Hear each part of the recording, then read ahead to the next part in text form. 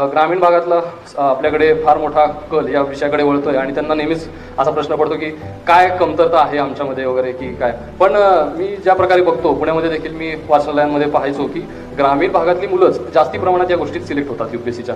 शहरातल्या लोकांना त्या पदांची किंवा जे काय आता IAS IPS आहेत या पदांची तेवढी क्रेज नाही आहे, तेवढी की ग्रामीण भागातल्या मुलांनी पाहिलेलं असतं किंवा तलाट्याचा काय रुबाब आहे, ग्रामसेवकाचा काय रोल, या गोष्टी त्यांनी पाहिलेल्या असतात. त्यामुळे त्यांना कलेक्टर सारख्या पदाचे काय महत्त्व आहे हे समजतं आणि त्याचं ते ध्येय तो बनून जातं.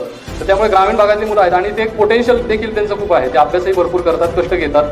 प्रश्न एवढाच आहे की मार्गदर्शनाचा आहे आणि तो अभाव हा मी मान्य करतो की या भागामध्ये फार मोठ्या प्रमाणावरती आहे. जितका पुणे आणि मुंबईसारख्या शहरांमध्ये तो विषय कमी कमी होत चाललेला आहे.